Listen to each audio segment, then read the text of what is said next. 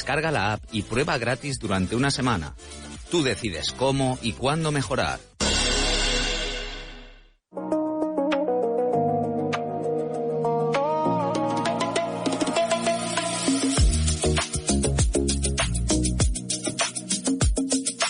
Everyone has a story to tell, and every Saturday afternoon, we want to bring you one. I'm Linda Scaperotto, and every week I'll be bringing you interesting people who share funny, surprising, and memorable stories from their lives, all in English. This show is for people who want to enjoy real English conversations in a relaxed and fun way. So whether you're learning English or you just love hearing good stories, you're in the right place.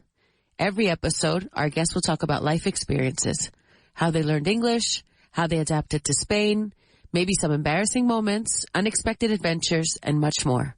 So grab a coffee, grab a beer, or maybe even something stronger, and relax, and let's hear today's story.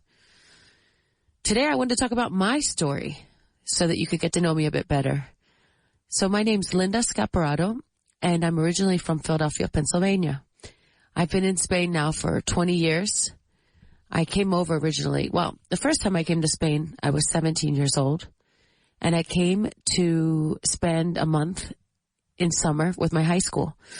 So we arrived to Madrid, Spain, and we were to spend the month in Sanlúcar de Barrameda.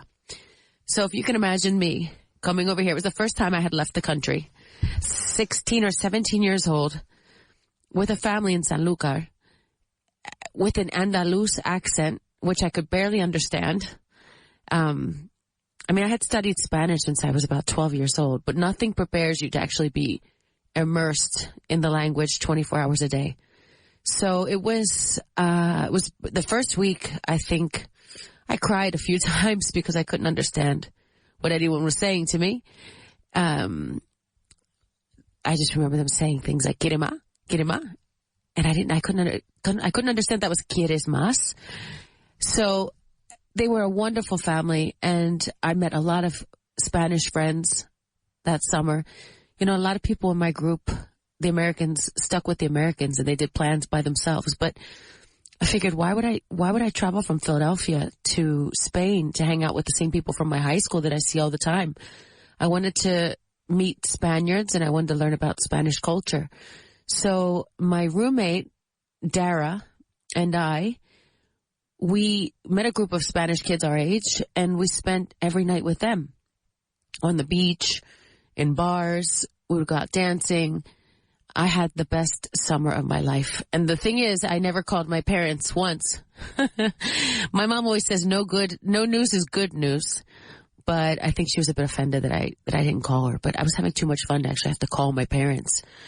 So I had a great summer. And then when I was looking to study abroad during university, when I went to NYU for my undergraduate, I figured I should go back to Spain because I had only good memories from there. So my junior year, I spent it at NYU in Madrid and Autónoma, la Universidad Autónoma de Madrid, donde aprobé por los pelos because I barely spoke Spanish enough to do a university class there. But I did it, and I had another amazing year of my life. And Madrid for me was amazing because you could find a plan to do every single night of the week. And I found something to do every single night of the week.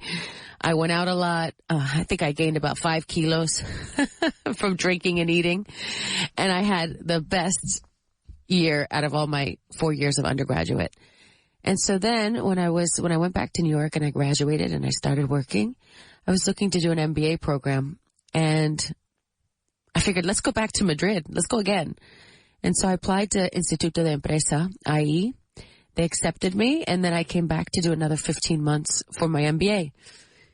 But this time it was in English, so all my classes were in English because I didn't have, my Spanish wasn't advanced enough to do a finance course in Spanish. But I had another fantastic year.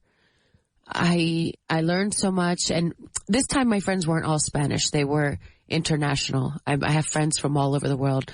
In fact, the best friend that I made, she's from Abu Dhabi. And so now I actually have my 20-year reunion coming up in 2 weeks, which for me, it's amazing to think it's been 20 years already. that's when you realize time flies. And I'm not as young as I was anymore, but I had a great experience at IE, and then I wound up staying. I wound up marrying my classmate who was from Ibiza. We met in a course. I took one class in Spanish, and that's where we met.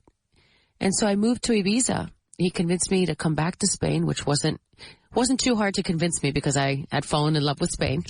So he convinced me to stay, but this time living in Ibiza, which I had never been to the island before. And I'm going to say I had some prejudice against the island. I had some probably erroneous beliefs about Ibiza. First of all, I thought it was much smaller than it actually is. And I thought it was only a party island. And I was pleasantly surprised to find out that there's so much more to it. It's a beautiful island. In the winter, for me, it's a bit too calm. You know, there's not many cultural activities. Most things are closed because that's when the Ibicencos take their break, take their vacation. And for me, it was a bit tough coming from Philadelphia, New York, Madrid, and then spending 9 years on the island of Ibiza year round.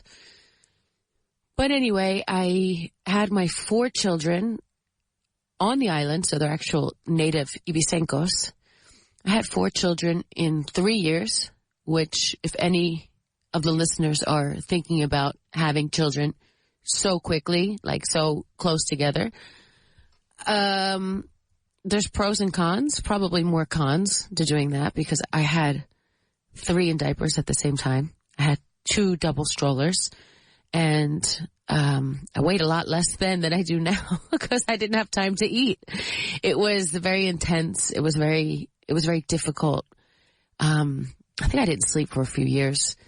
But anyway, but now I look back and I think that it's amazing because they're such great friends. I have the 2 boys that are 17 months apart. They're only one school course apart, and they're best friends. And then I have identical twin girls that are best friends. So when I look at the dinner table and I see, you know, the 2 boys together and the 2 girls together, and all of them really kind of having conversation together because they're so close in age, I think I've been so fortunate. But at the time, when you have 4 babies, it's really hard to see the light at the end of the tunnel. But now they're a bit older, and now I have, they say in English, little kids, little problems. Now that they're older, it's a whole new series of challenges that I am, I think, able to face with dignity. And anyway, so they were born on the island, and then when my oldest was about 3, we came to Madrid for the schools because there's much more variety here, and there was an American school here. So we moved to Madrid, and for me it was such a positive move. And that's not to say that I didn't like Ibiza, but I never truly felt like it was my home. I think I'm just more comfortable in cities. And so when I moved to Madrid, I moved to Pozuelo de Alarcón, which is, many of you probably already know, is a suburb of Madrid. And it's very close to how I lived when I was growing up in Philadelphia, which is the suburbs. So the bad thing is that I drive all the time. I think I say I have more kilometers every day than a taxi driver. But I do like being out with trees and with green. So I guess it's worth it. And my kids' schools are out there. So yeah, so I moved to Pozuelo, and that's when I was able to kind of start a new life in Madrid because I didn't really have many friends here. I had a few friends from my MBA that lived here, but they were, either single with no kids or super busy with their jobs. And so I really had to construct a new life for myself from zero. And I looked at it as an opportunity because whereas in Ibiza, I kind of inherited a life and a group of friends, here I was able to make one for myself. So little by little, I started to get to know one person that led me to the next person, who led me to the next person. And I was able to make a nice group of friends where I felt like I could be myself. A lot of them speak English. So, you know, I have a few American friends. So it was also like you feel like you're more at home. Although most of my friends now are actually Latin or Spanish. But yeah, I have my group here. I love Madrid. I've seen the evolution of Madrid in the last, I've been here for almost 12 years. So I've seen the last 10 has been amazing here because, I mean, you see all of these amazing restaurants opening, all of these private clubs opening. It's just becoming more international in general. Like now I walk down the street and I hear so many Americans, which before it was, I would hear one on the street and I would get so excited because it was so rare. But now I feel like it's become so international and so cosmopolitan. Plus you have this great weather. So now we're in May and the terraces are open and you just see so much life out on the street. And yeah, so I have been in Madrid now for 12 years. I can't see myself living anywhere else. Honestly, like I think sometimes about if I would ever move back to the United States, you know, where my family is all living. But I think that I'm happy here. So, I mean, I love how it's safe. I love the food and I've made my life here. So I see myself staying here. Maybe, you know, spending more time in the U.S. as my children get older, but I can see myself just spending the rest of my days, which hopefully I have a lot more in front of me here in Madrid. And yeah, my kids are half American and half Spanish. Funny enough, I have 2 that feel more Spanish and 2 that feel more American.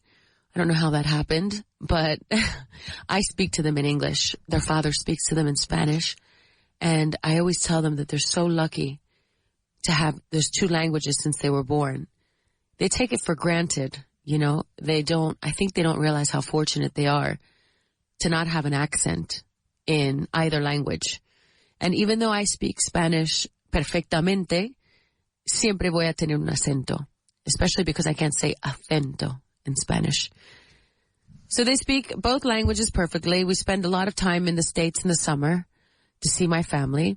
My brother, I'm the oldest of 3 children, and my brother, funny enough, he's the youngest. He also married a Spanish woman. She's from Palencia. So he came over to work in Madrid. I found him an internship here. Then he turned that into a full-time job. He was working here and he met his wife at work. She is an architect and an engineer. And so they got married in Madrid and then they moved to Philadelphia where they have 3 little boys. They had 3 boys in 4 years. So he's almost caught up to his sister's speed, but I still beat him. And they have 3 little blonde, blue-eyed boys that speak Spanish and English, and they're adorable. And so my mom has 7 half Spanish, half American grandkids. She has 2 American grandkids, and then the other 7, which is for me hilarious because no one in my family was from Spain ever. My family immigrated about 150 years ago from Ireland, Italy, and Germany. And so we don't really have any blood connection to Spain. And it's funny now that, you know, we have this link to Spain. And like I said, my mom has 7 half Spanish grandchildren. So, and she still refuses to learn Spanish. I wouldn't say refuse, probably just she can't. She tries to say buenos dias when she comes, but that's about as far as she gets. My uncle, for example, who comes 2 or 3 times a year to Spain, my mom's brother, says Buenos Aires instead of Buenos Dias. I've corrected him about 30 times, but he continues to say it. But so people just look confused when he says it, but they kind of just smile and wave back. So yeah, so my family's been to Spain. My grandmother's been to Spain, I'm going to say probably 4 or 5 times. She's almost 90 she still travels. She was just in Mexico a couple of weeks ago for my uncle's wedding. He had a destination wedding there where she tore up the dance floor and started drinking Bloody Marys at 9 a.m. And she's in perfect health. And I mean, more importantly, her head is functions completely fine as always. So I'm lucky to have my grandmother still living, and I hope to reach the same age she does with the same vitality and energy. So back to the 7 half Spanish grandkids. They were just here. They just came to visit me, before going to Palencia, which, funny story, my mother actually has been to Palencia. She told me a fun fact that the tallest Christ statue in Spain is actually in Palencia. She brought me back a magnet. So kind of her, a magnet from her trip there. So my mother's been to Palencia, to my sister-in-law Bea's family home. And they also have a country home, which is in a small town outside of Palencia.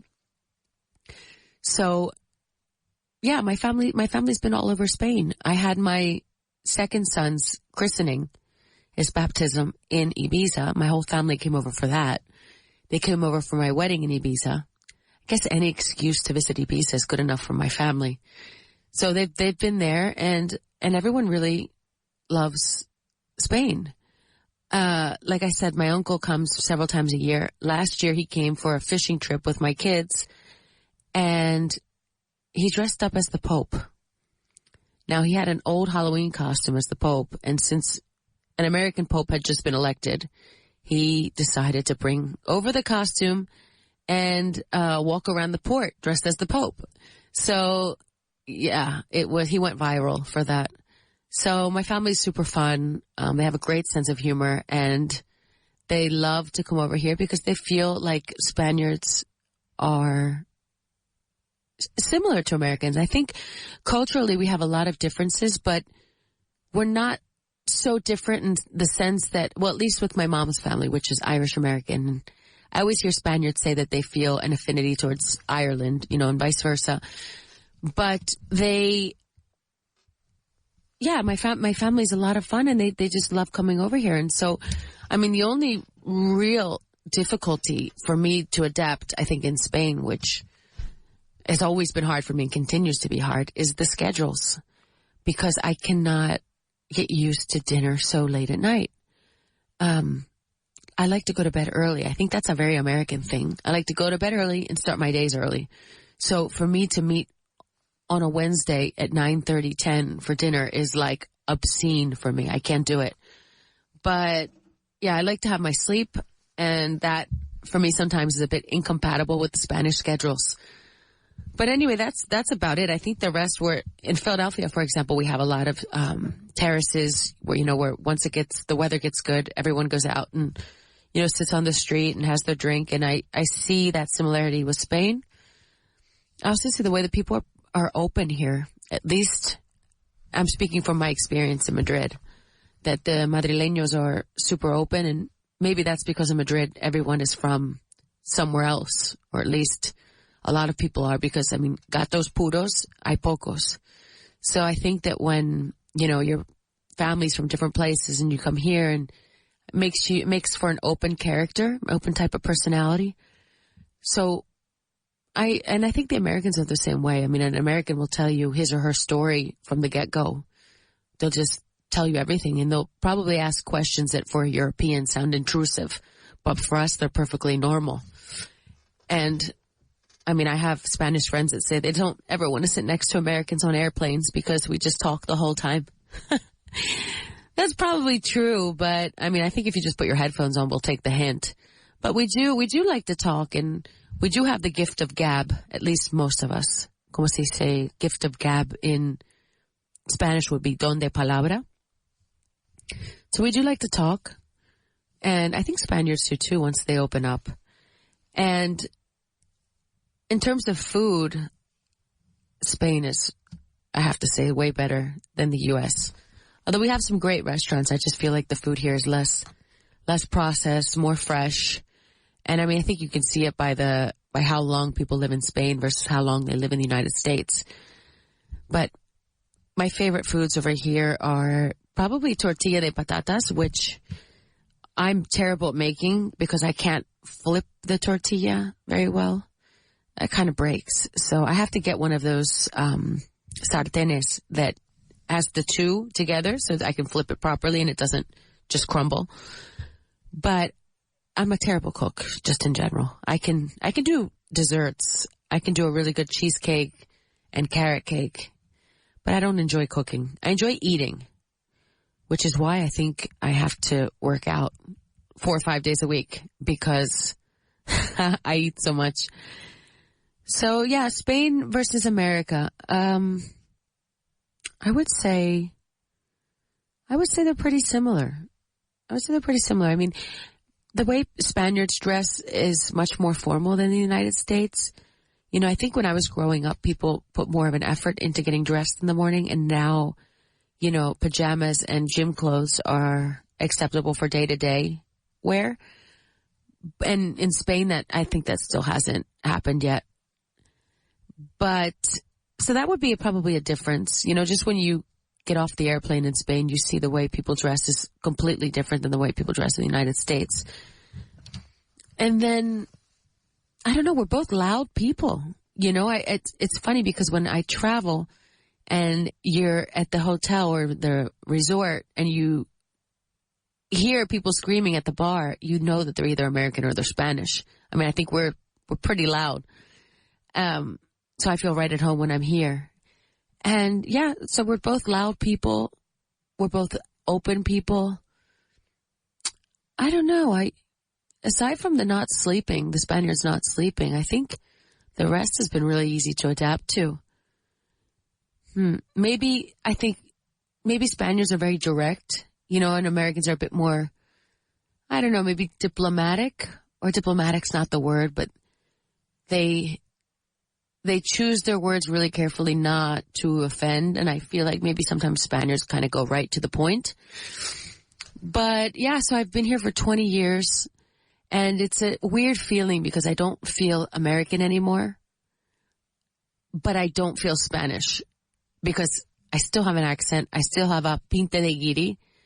And it's like I'm in this limbo of not being one and not being the other. Because when I go home to Philadelphia, people say, where's your accent from?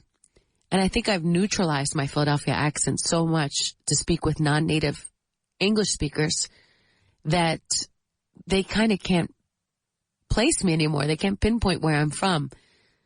But normally when I go back to Philadelphia, after about 2 or 3 days, I get my Philly accent back, which is quite an interesting accent because in Philadelphia, we don't say Monday, Tuesday, Wednesday. We say Monday, Tuesday, Wednesday. It's a D instead of a day. And then we don't say water. We say wooder, which that's how it was funny. One time I was in Key West, Florida doing on a touristic bus. And the woman that was giving the program that had the microphone, she was explaining the city. She said water. And after I got off the bus, I stopped her. I said, are you from Philadelphia? And she said, how did you know? And I said, because you said water. And so that's kind of our telltale sign that you're from Philadelphia. So when I go back after about 2 or 3 days, I start to get my accent back and I start to feel more American. And then by the end of the 2 weeks that I'm there, I feel like I'm American again. And then I come back to Spain where my Spanish has gotten worse in 2 weeks and I feel rusty speaking Spanish. And then it's like I feel giddy again. Then I'm here for a year and I don't know, I think I'm never going to feel 100% Spanish, even though I have 4, like I said, the kids that were born here. I am working on getting my Spanish passport because I would like to vote. That's one thing that I can't do here that I would love to be able to do, because I feel like you really can't complain about politics if you're not participating in politics. And the easiest way to participate is by voting. So hopefully this upcoming year, I will finally get my Spanish passport and I will finally be able to vote. And then I will probably complain on air about the politics because right now I feel like I don't have the right to. But there's a lot to be said about Spanish politics and about American politics right now. You know, people say, what do you think about Trump? What do you think about this? What do you think about that? I'm like, why don't we start where I live, which is Spain. But yeah, I think it's not great in either place right now. But hopefully I'll be able to vote soon, and we'll see what happens here. I think there's going to be a lot of changes soon, or at least I hope so. And yeah, I don't know how successful a radio show on my take, an American take on Spanish politics would be. So anyway, that's a whole nother story. But we're going to go to break right now. Keep in mind that you can listen to this radio show on iVoox, on Spotify, and on Apple. So stay tuned for more of my crazy stories from living in Spain for the last 20 years. Next up, I'll talk about raising 4 kids in Pozuelo de Alarcón. You see how I'll never lose my accent? Estás escuchando Vaughan Radio. Este verano, ¿quieres que tus hijos se diviertan, vivan 1000 aventuras y además ganen fluidez en inglés, rodeados de naturaleza y con los mejores monitores angloparlantes Vaughan? Tráelos a nuestro Vaughan Summer Camps. Hay 4 ubicaciones diferentes para que elijas tu mejor opción, con cabañas, actividades acuáticas, multiaventura, nuevos amigos y entornos increíbles donde aprenderán a resolver situaciones cotidianas en inglés sin darse cuenta. Más de 3.000 niños viven nuestras inmersiones cada año. Encuentra tu mejor Summer Camp sin salir de España, ahora también en la playa. Llámanos al 917001199 y contrata tu mejor camp. Come to learn with us at Vaughan. ¿Te apuntas? El inglés que necesitas ahora por mucho menos. Llega al outlet de Vaughan con libros y cursos de autoestudio que siguen más vigente que nunca. Objetivo Inglés, Vaughan Certified completo, Speak English Now e Inglés en 10 pasos. Además, libros desde €1. Novelas con audio desde $3.50. Libros infantiles desde €3. Y mucho más. Entra en vaughantienda.com. Vaughan Outlet, aprende más, pagando menos hasta agotar existencias.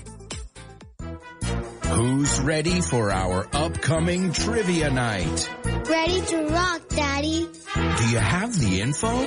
Sure, it's Tuesday, June 2nd, at the Toast Tap Room, at 8 p.m., hosted by you. Nos vemos el martes 2 de junio a las 8 de la tarde para el próximo Vaughan Trivia Night. Be there, be square, amigos. ¿Quieres aprender inglés a tu propio ritmo y según tu horario?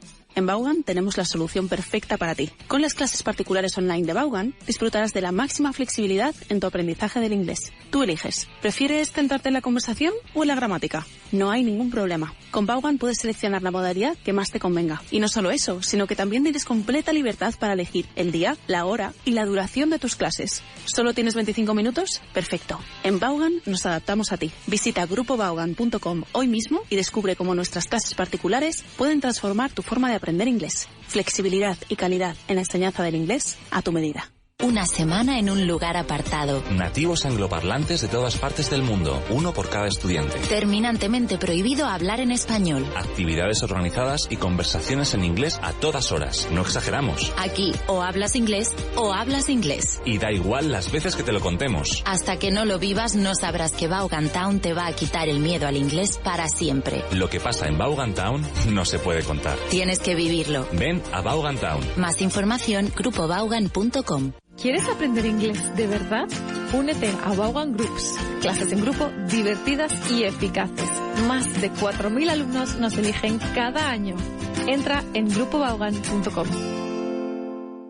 En Vaughan sabemos que el éxito empresarial se nutre del dominio de múltiples idiomas. Por eso, ofrecemos cursos no solo en inglés, sino también en francés, portugués, italiano y alemán, entre otros. Visita grupovaughan.com o llama al 91 108 3488 y comienza a transformar el futuro de tu empresa hoy.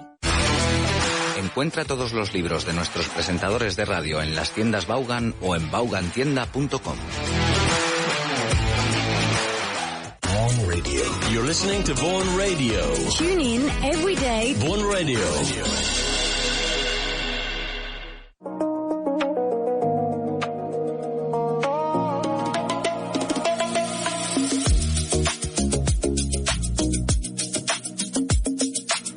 Okay, and I'm back.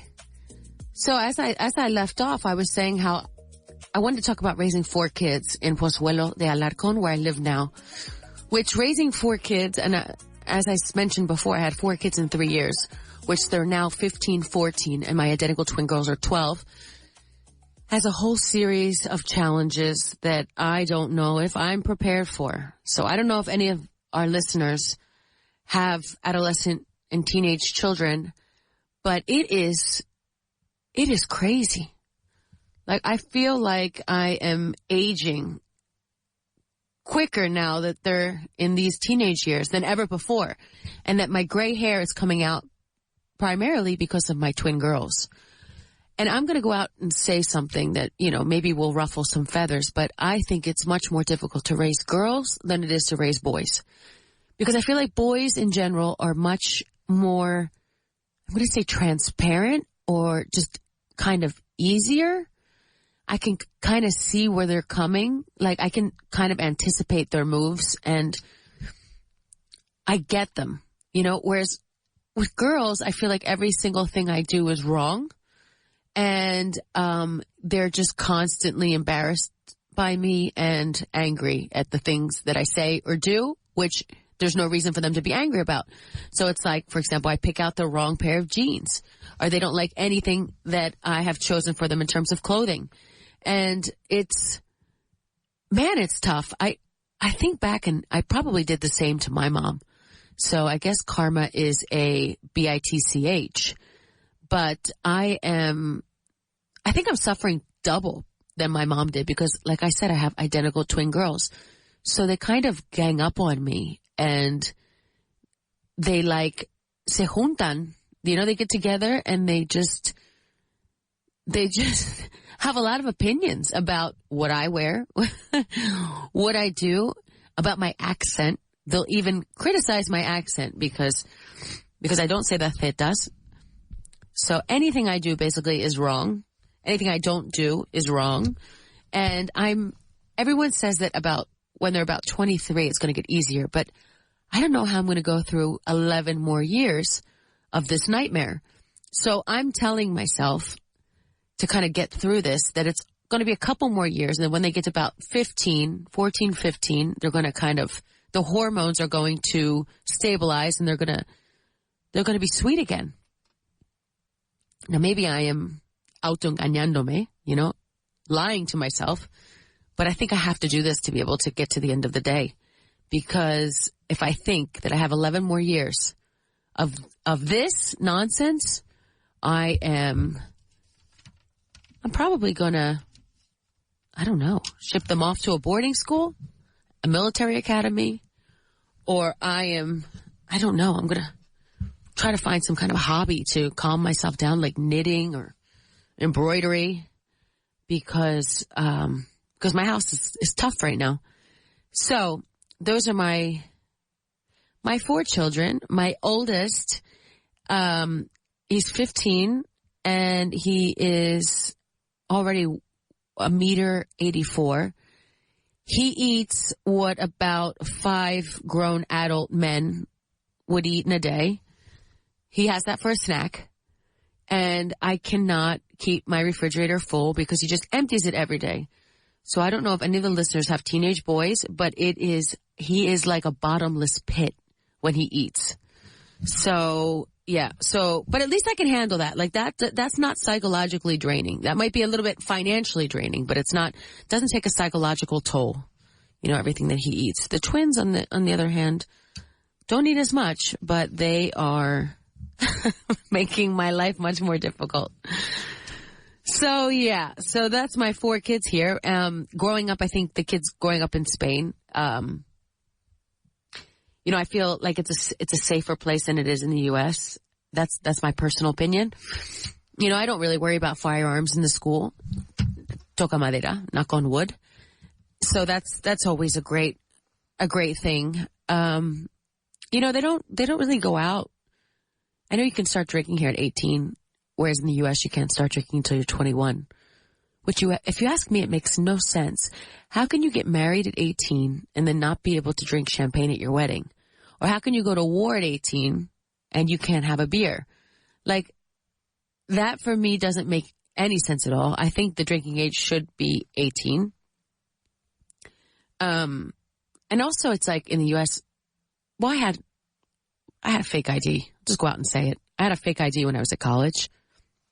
When I was in New York City, I got a fake ID, a Delaware license, worked in 95% of the places. But it's like everyone had one. So, because, I mean, you're 20 years old and you want to go out and you can't.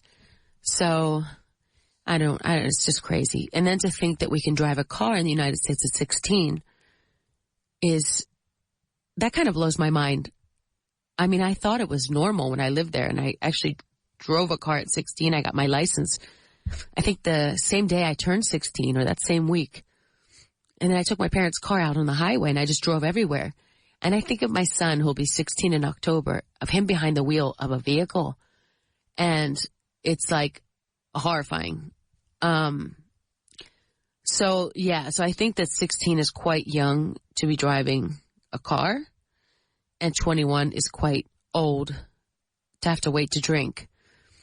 But they have in Spain these things that we don't have in the United States, these micro cars, which for me, I'm not too thrilled about my son driving either, which he could right now. I think you have to be 15 to drive them.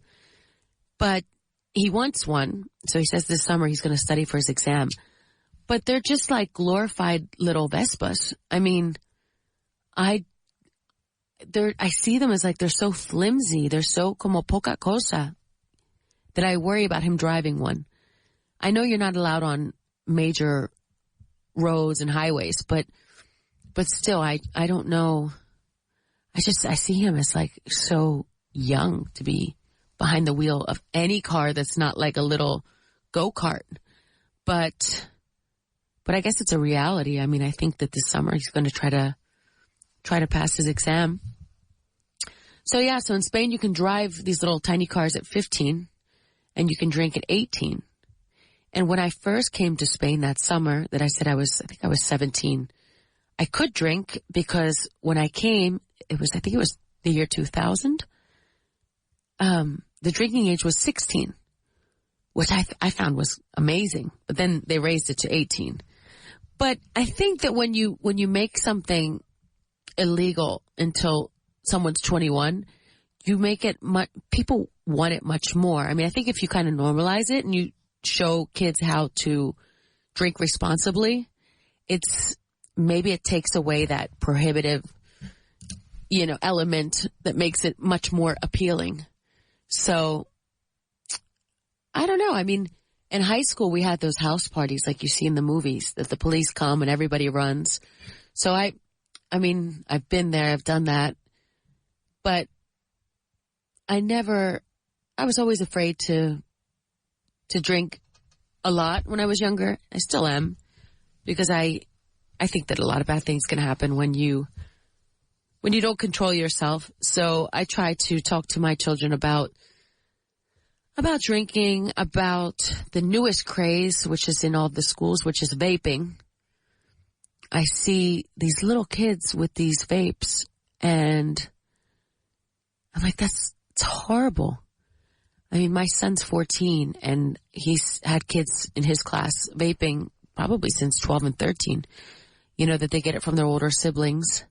But I think that opens the door to so many other things, and it's gotta damage your lungs, especially when they're still growing and you're putting all these substances into them. So I try to talk to my kids. I try to have a open communication with them so that they can tell me,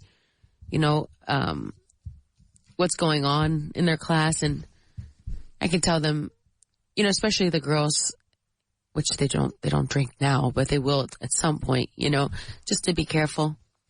I think that's another thing about girls and boys. You have different fears for each of them. You know, with boys, you kind of worry about something like maybe fights, or there's a whole different type of fears with boys. And, you know, with girls, you worry about other things. I think in my house, so we're 2 girls and 1 boy, we had curfews. You know, how do you say curfews in la hora que tenemos que estar en casa? Our curfews were much earlier than my brother's. And I don't know if it's because he was the youngest, but my mom was much stricter with us girls than she was with my brother, you know, so, because he was the boy. And I think because he was the youngest and she knew she wasn't having any more kids. So I try to keep it even in my house and just talk to both of them, you know, both the boys and the girls, about different things, and, you know, so that they can come to me and feel comfortable enough, because I feel like if there's fluid communication between the parents and the kids, then, you know, then a lot of bad things might not happen. I can kind of cut them out before they actually do happen. So, yeah, we'll see this summer. I'm going to take them to a summer camp. I like to take them for a couple weeks because we spend the summers in Ibiza. So I feel like as they get older, there might be more temptation for partying on the island, and which I know is eventually going to happen. But we spent a couple weeks in the United States, and then they spent a couple weeks at a summer camp that they love, where they actually learn French in the morning. So they said that they learn it pretty quickly. I guess because it's a Latin language and they're young, they can kind of absorb it pretty quickly. I don't speak any other languages other than Spanish and English. I would love to speak Italian. I think that's on my bucket list of things to learn. I was just in Italy last week, and I can understand it and I can kind of speak it if I mix it with Spanish, but I would love to be able to speak it fluently. I actually just saw, when I came back, I was so excited because my Italian was pretty good after being there for 5 days, immersed completely in the Italian language with people that don't really speak English. And I saw a movie on Netflix that I thought was really funny, and it was called Buen Camino. And I put it in Italian with Spanish subtitles. And it's about a guy who is super materialistic when his daughter kind of rechaza, or she's against that materialistic lifestyle. And so she goes on the Camino de Santiago and he joins her. And it's a comedy. I thought it was hilarious. It was it was really well done. It's actually the movie that has made the most amount of money in Italian history. So it's a comedy about this materialistic man that goes in the Camino de Santiago, and he transforms you can see his transformation along the way. So if you haven't seen this movie yet, I recommend it. Like I said, it's in Italian, but you can dub it into Spanish. Or you can do what I did, which is leave it in Italian, because I love to hear the actors' original voices, because I feel like it changes when it's dubbed. And you can put the subtitles in Spanish. So definitely see that one if you haven't seen it yet. And now this weekend, I'm actually going to take my daughters to go see El Diablo se viste de Prada 2. I saw the original one 20 years ago. And fun fact, when I was at NYU, Anne Hathaway was actually in my Italian class. So yeah, it was a small class. I think there were about 10 or 12 of us. And she was in it, and she was as beautiful and lovely then as she appears to be now. Really nice. I just remember thinking, she's got beautiful skin. So I'm excited to see that movie and see, like I said, we're in the same class, so we're the same age. In case you were thinking how old I am, you can do the math by checking out Anne Hathaway's age on Google. So I'm excited to see that movie. And, you know, I think that I haven't been to the movie theaters in so long. We've kind of lost that habit, or that custom of going to the movie theaters, and we just watch everything at home now. But there's something magical about getting a humongous Coca-Cola with a ton of ice and a big box of popcorn, which, funny enough, Spain is the first time I've ever had that sweet popcorn, because in the U.S. we just have the salty type with tons of butter on it. So I actually found out that I like the sweet popcorn too. I like to mix them. So I'm going to take my daughters there this weekend, and I'm going to get a huge box of popcorn, and then my other favorite treat, which is chocolate-covered almonds. And yeah, it sounds like a caloric bomb. I'm just going to have to run 25 miles the next day on the treadmill to burn it all off. But that's my weekend plan. And then also, if you are a listener living in Madrid, something really fun to do with your children is take them to X Madrid, where they can do the camas elásticas, or the trampoline park. There's a virtual reality place, and there is my favorite, as a true American that I am, which is the baseball park, where you can get a couple of friends together and compete against each other while playing baseball. And I did it with some friends once, and I thought I was going to be great just because I'm American. I played baseball like 30 years ago. But I was terrible. I blame it on the bat. I probably just didn't have the correct size. But it was a lot of fun, and you can have a beer there and then play. And there's also Throw the Hatchet in X Madrid. Now, that became really popular in the United States a few years ago. And you take a hatchet, un hache, I think it's called in Spanish, and you take it and you throw it, and you try to get it on the bullseye.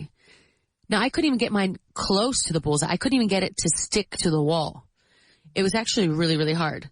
So, if you're bored, if it rains this weekend, which it seems like it's been raining every day here in Madrid, definitely check out X Madrid.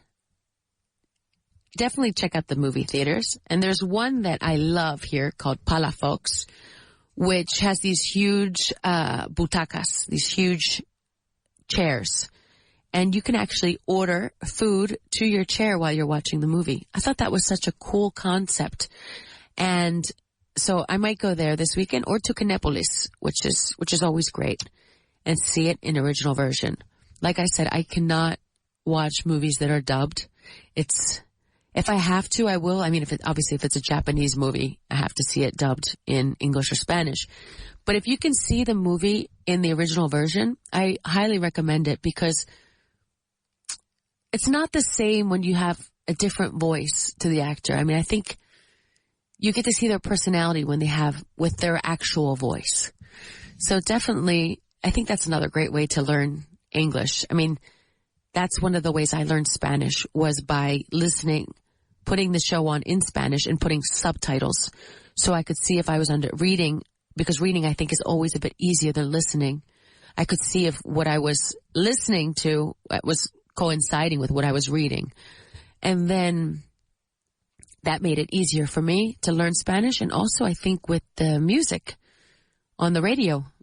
And yeah, I remember like listening to Shakira when I was in high school and printing out her lyrics and listening and kind of seeing if, what I thought I heard actually was what she was saying.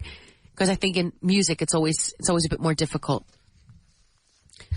So you could do that. You could listen to the radio. You can listen. I love podcasts. I listen to a lot of podcasts too, just about many different topics. I drive a lot because, like I said, I live in the suburbs. So anytime I'm in the car, because you kind of get sick of the same songs over and over again. So I love to hear different podcasts. For example, I like, obviously, the Hiberians from Vaughan Radio, or Radio Vaughan. And I love Mel Robbins. She's an American. She has all these interesting people on it week after week. I like her podcast. I have a friend in Dubai, a dear friend. She's got a wonderful podcast, Caroline Stanberry. If you're listening, hello. And yeah, so that's a great way to learn another language. And since I'm trying to learn Italian, maybe I'll start looking for some podcasts in Italian. Any suggestions would be very welcome. So those are my weekend plans. It's a long weekend. It's San Isidro. That's probably one of the other big differences between the United States and Spain, is the vacation time and the holidays. In the United States, we have about 1 to 2 weeks of vacation a year, whereas in Spain, everyone has a month. So, I mean, they say Americans live to work and Europeans work to live, which is probably not far off from the truth. We don't have a lot of holidays, and we don't have a lot of bank holidays, as they call them in the UK. We have like the 4th of July, we have Labor Day, we have Memorial Day, President's Day, and I can't really think of, obviously, Christmas and January 1st, but that's about it. Whereas here you have your regional holidays, you have your city holidays, and then you have the national ones. So yeah, it's funny because when my friends and family call me from the U.S., sometimes they say, it's another holiday, or is today a holiday? Because it just blows their mind that we're able to have off work so often. So, but I feel like that contributes to the great quality of life that we have here in Spain. I mean, you actually have a moment to kind of regroup and take a day off and spend it with your family. You know, I love how in Spain, Sundays, families get together, either at someone's house or at a restaurant. And I love those long, what they call here, sobremesa, which I feel like we don't have in the United States because, you know, since the waiters work on tips, you know, they want that table rotated. So in the U.S., when you go out to lunch and then you just leave. Whereas here you go out to lunch and then you have your coffee and then you might have an after lunch drink all while at the same table. So I don't know. I just think that promotes like a cohesion, like families being closer together, you know, bonding between friends. And I love that aspect in Spain. In fact, now that we're talking about this, maybe this weekend I will do a barbecue in my house. And also, barbecues in Spain start from like 1:30 until about 9 or 10 at night, which is another difference, another cultural difference with the U.S. because our barbecues are not that long. I'm going to say they're like 1 to 5, something like this. But here it's just, it's all day, which I actually do like. It took me a little while to get accustomed to, but I do enjoy that socializing, those long Sundays and the kids together. And so as you can see, I am half Spanish now. Well, not officially or not DNA wise, but I feel like I'm half Spanish and 100% Madrileño almost. And I love living here.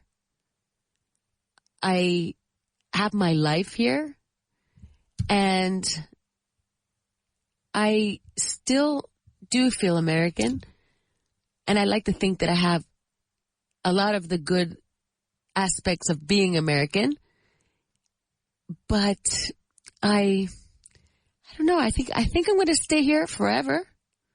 I mean, why not? You guys have beautiful beaches. You have beautiful mountains. You have a direct flight every day from Madrid to Philadelphia, so I can always go home whenever I want. And yeah, so I think you'll be hearing from me and seeing me here for a long, long time. I hope you enjoyed today's episode. I really had a great time telling you a bit more about me. And as the weeks go by, I hope you tune in for me to tell you a little bit more about my life, about my observations, about maybe as I open up, I'll tell you some crazy stories about my 20 years here. And it's always a pleasure to share. Don't forget to tune into iVox, Spotify, and Apple. See you next Saturday.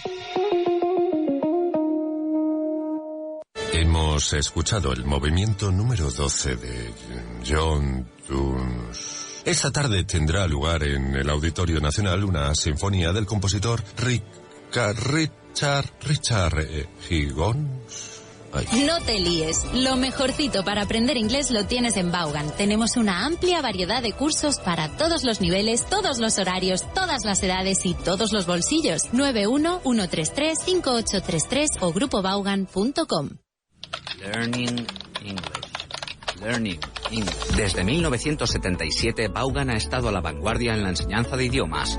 Ahora damos un paso más con Speak Pro, nuestra herramienta impulsada por inteligencia artificial. Habla inglés con confianza, mejora tu pronunciación y avanza rápidamente con el análisis detallado que solo Speak Pro puede ofrecer. Pruébalo gratis hoy. Descubre el futuro del aprendizaje de idiomas en speakpro.es.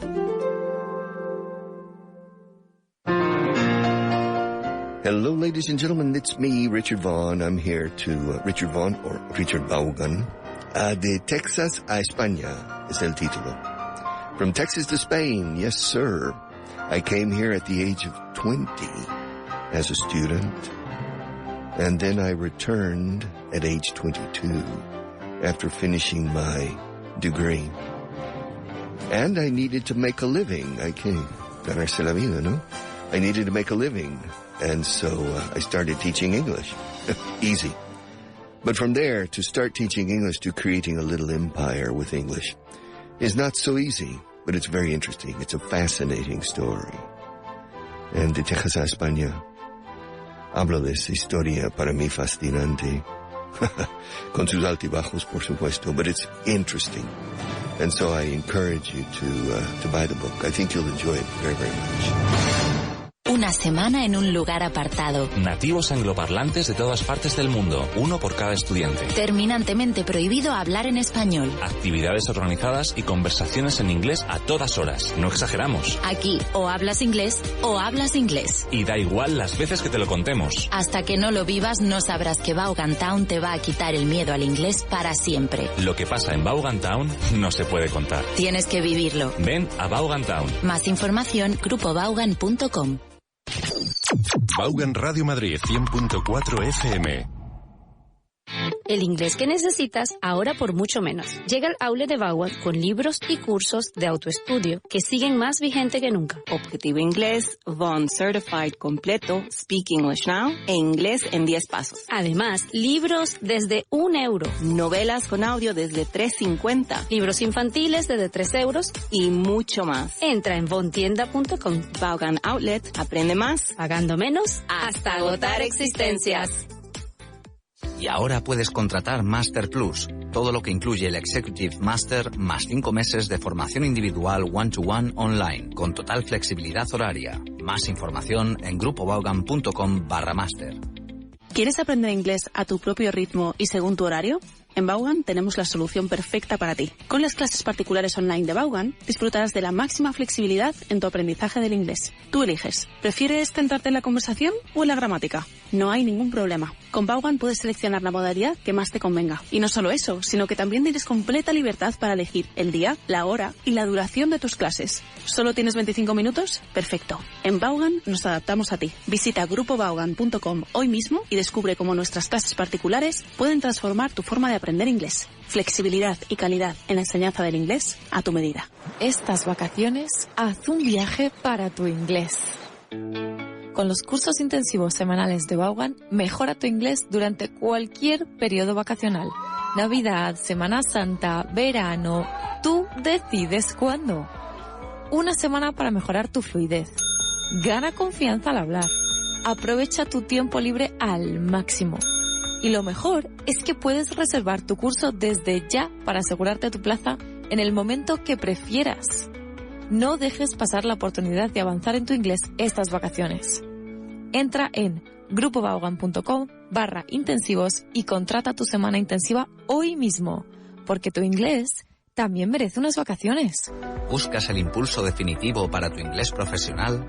Con Master Plus de Vaughan lo tienes todo. 5 meses de clases intensivas en grupo con el Executive Master, más 5 meses adicionales de clases individuales one-to-one online, donde tú eliges el horario, el ritmo y el enfoque, gramática, conversación o lo que necesites. Master Plus es flexibilidad real para alcanzar fluidez profesional. Descúbrelo en grupovaughan.com/master.